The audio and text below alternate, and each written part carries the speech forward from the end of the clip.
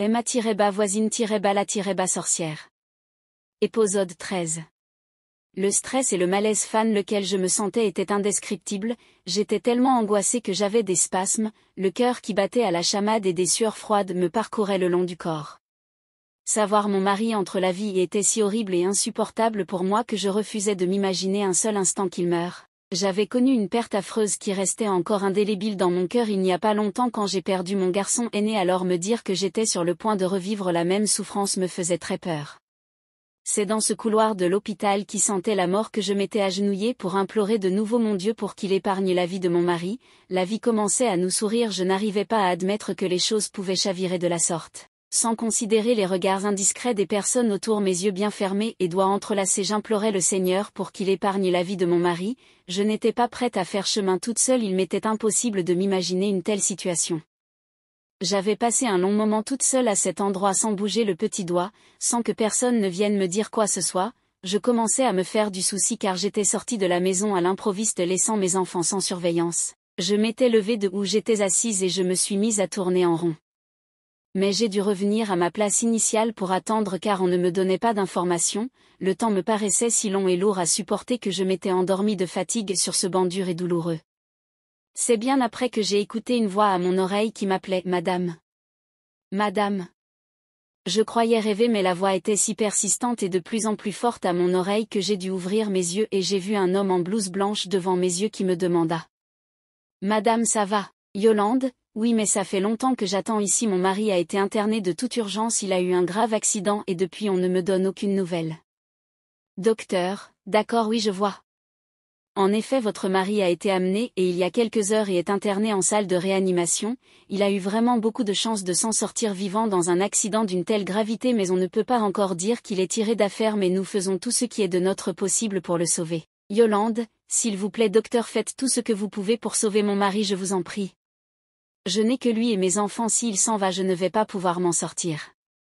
Docteur, ne vous en faites pas, on va tout faire pour le sauver mais il est préférable que vous rentrez vous reposer et revenez demain car il est encore dans le coma et une équipe de chirurgiens se prépare à intervenir donc il faut déjà que vous préparez la somme de 400 000 francs pour l'intervention chirurgicale car si on ne l'opère pas très rapidement il pourrait mourir.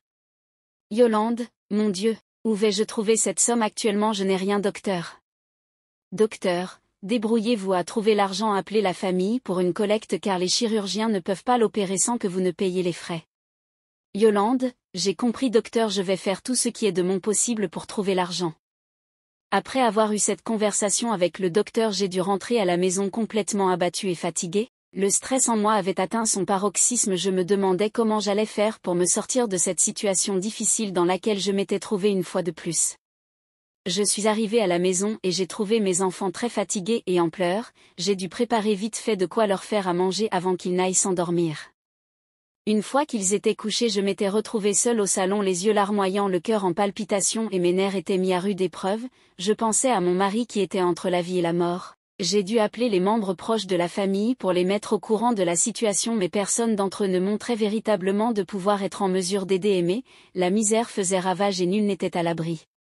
C'est à ce moment-là que je me suis souvenu de l'argent que j'avais mis de côté pour la rembourser ma dette et qui avait été refusée par ces bonnes femmes, je l'avais gardé jalousement et c'était pour moi une vraie aubaine divine qui me permettrait de payer l'opération de mon mari. Le lendemain je m'étais rendue très tôt à l'hôpital pour payer les frais pour l'opération, mon mari a été amené au bloc opératoire pour subir l'intervention et moi j'étais en salle d'attente avec d'autres membres de la famille à prier pour que tout se passe bien. L'opération s'est terminée très tard dans la nuit et le docteur était venu nous faire savoir que tout s'était très bien passé et que mon mari pouvait se réveiller d'un instant à l'autre. Ma belle était donc rentrée chez moi pour s'occuper des enfants car j'avais décidé de rester auprès d'Aimé pour être là quand il se réveillera. J'étais là à ses côtés lui tenant le bras en lui parlant à demi-mot en espérant qu'il m'écoutait, je chantonnais également quelques petits chants religieux. Il était très tard dans la nuit et je commençais à somnoler. J'étais sur le point de m'endormir quand j'ai commencé à ressentir les mains de mon mari qui bougeaient. Ensuite il a ouvert les yeux sans rien dire et il s'est mis à me fixer. Yolande, tu t'es réveillée mon chéri. Aimé, Yolande. Qu'est-ce qui s'est passé? Où je suis? Yolande, tu as eu un grave accident et tu es à l'hôpital. Dieu soit loué car tu es le seul qui a survécu, tous tes collègues ont péri dans l'accident. Aimé, mon Dieu non. Et la voiture? Yolande, la voiture. Tu penses vraiment que c'est le plus important actuellement? Aimé, tu as raison mon amour, je suis désolée. Aimé essaya de faire un geste en me caressant avec sa main mais il n'y parvenait pas.